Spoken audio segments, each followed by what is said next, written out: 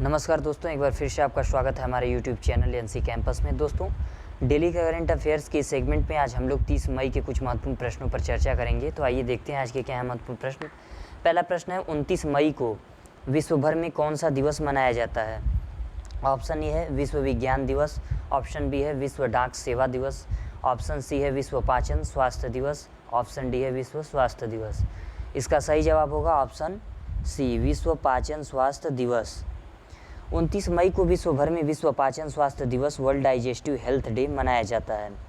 इस दिवस की शुरुआत WTO और WGOF के सहयोग से की गई थी। इस दिवस का उद्देश्य पाचन संबंधी रोग और विकार के विषय में जन जागरूकता फैलाना है। बढ़ते हैं अगले प्रश्न की तरफ। अगला प्रश्न है, विश्व अर्थशास्त्री और नोबेल पुरस्कार विजेता अमर्त्य सेन को किस देश के सर्वोच्च पुरस्कार से सम्मानित किया गया है? ऑप्शन ए है जापान, ऑप्शन बी है स्पेन, ऑप्शन सी है चीन, ऑप्शन डी है ऑस्ट्रेलिया। इसका सही जवाब होगा ऑप्शन बी, स्पेन। भारतीय अर्थशास्त्री और नोबेल पुरस्कार विजेता अमर्त्य सेन को हाल ही में 20 देशों के 41 उम्मीदवारों में स्पेन के सर्वोच्च पुरस्कार प्रिंसेस ऑफ एस्टूरियस अवार्ड से सम्मानित किया गया है। उन्हें उनके सबसे प्रसिद्ध कार्य गरीबी और अकाल के लिए चुना गया है। बढ़ते हैं अगले प्रश्न की तरफ। अगला प्रश्न है, निम्न में से किस अभिनेता को यूनाइटेड नेशंस की एनवायरनमेंट बॉडी के एम्बेसडर पद से हटा दिया गया है? ऑप्शन ए है अक्षय कुमार, ऑप्शन बी है सुनील शेट्टी, ऑप्शन सी है रणदीप हुड्डा, ऑप्शन डी है रणवीर सिंह। इसका सही जवाब होगा ऑप्शन सी, रणदीप हुड्डा। वर्ष 2020 में फरवरी में 3 वर्ष के लिए संयुक्त राष्ट्र पर्यावरण संधि के तहत जंगली जानवरों की प्रवासी प्रजातियों के संरक्षण के लिए एम्बेसडर के रूप में चुने गए रणदीप हुड्डा को एनवायरनमेंट बॉडी के एम्बेसडर पद से हटा दिया गया है। बढ़ते हैं अगले प्रश्न की तरफ। अगला प्रश्न है, नए वाणिज्य सचिव का पदभार कौन संभालेगा? ऑप्शन ए है आदित्य कुमार आनंद, ऑप्शन बी है शशांक आलम, ऑप्शन सी है संदीप नंदूरी, ऑप्शन डी है VVR सुब्रमण्यम। इसका सही जवाब होगा option D, VVR Subramanyam. Bharat सरकार GOI ने हाल ही में जम्मू कश्मीर के मुख्य सचिव VVR सुब्रमण्यम को नए वाणिज्य सचिव के रूप में पदभार संभालने की मंजूरी दी है।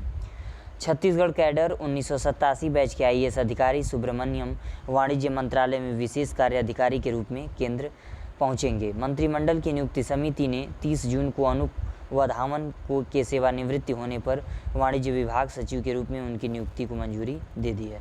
बढ़ते हैं अगले प्रश्न की तरफ। अगला प्रश्न है, गुटनिरपेक्ष आंदोलन नाम विकासशील वैश्विक राष्ट्रों का एक मंच है। कितने राष्ट्रों का? ऑप्शन है 15, ऑप्शन बी है 120, ऑप्शन सी है 80, ऑप्शन डी है 65।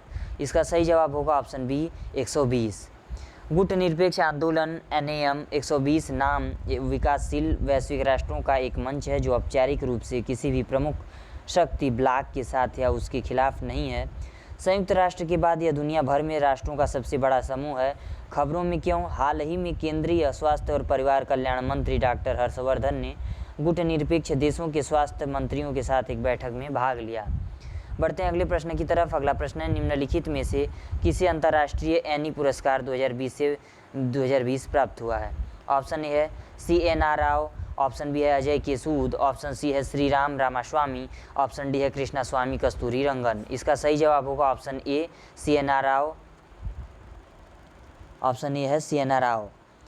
हाल ही में भारत रत्न प्रोफेसर CN राव को अक्षय ऊर्जा स्रोतों और ऊर्जा भंडारण में अनुसंधान के लिए अंतर्राष्ट्रीय एनी पुरस्कार 2020 प्राप्त हुआ है।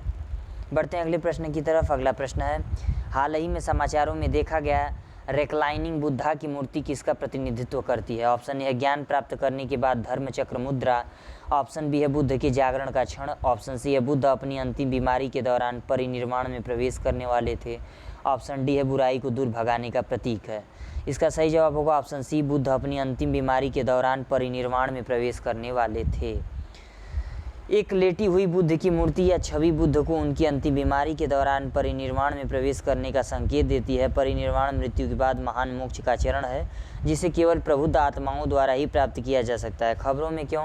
बुद्ध जयंती 26 मई को बोधगया में बुद्ध अंतर्राष्ट्रीय कल्याण मिशन मंदिर में भारत की सबसे बड़ी झुकी हुई बुद्ध की प्रतिमा स्थापित की जानी थी, लेकिन कोविड-19 प्रतिबंधों के कारण समारोह को स्थगित कर दिया गया। बढ़ते हैं अगले प्रश्न की तरफ। अगला प्रश्न है, अपने 288 228 साल के इतिहास में लूव्र के अध्यक्ष के रूप में नियुक्त होने वाली पहली महिला कौन बनी है? ऑप्शन ए है सेसिल देब्रे, ऑप्शन बी है सिल्वी पैट्री, ऑप्शन सी है सोफी मकारियो, ऑप्शन डी है लॉरेंस डेस्कोर्स। इसका सही जवाब होगा ऑप्शन डी लॉरेंस डेस्कार्स। कला इतिहासकार और क्यूरेटर लॉरेंस डेस्कार्स अपने 228 साल के इतिहास में लूव्र की अध्यक्ष नियुक्त होने वाली पहली महिला बन गई हैं। लूव्र यह पेरिस में स्थित दुनिया का सबसे बड़ा कला संग्रहालय है जो सीएन नदी के दाहिने किनारे पर स्थित है। यह लियोनार्डो दा विंची के चित्र मोनालिसा का घर होने के लिए जाना जाता है।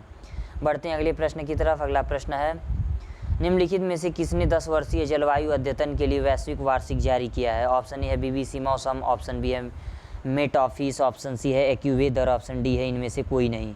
इसका सही जवाब होगा ऑप्शन बी मेट ऑफिस।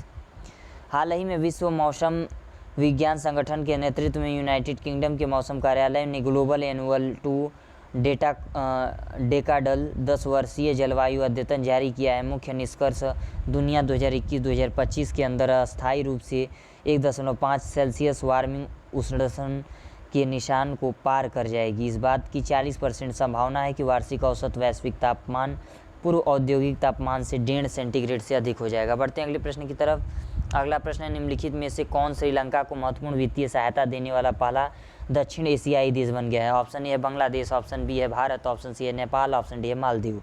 इसका सही जवाब होगा ऑप्शन ए बांग्लादेश। हाल ही में बांग्लादेश ने श्रीलंका के लिए $200 मिलियन की मुद्रा विनिमय सुविधा को मंजूरी दी है, जो वित्तीय सहायता प्रदान करने वाला पहला दक्षिण एशियाई देश बन गया है। श्रीलंका का मुख्य विदेशी मुद्रा अर्जन क्षेत्र पर्यटन, कपड़ों और चाय के निर्यात महामारी से बुरी तरह प्रभावित होने के कारण राष्ट्र ऋण चुनौती अनुसूची के सामने अपने भंडार को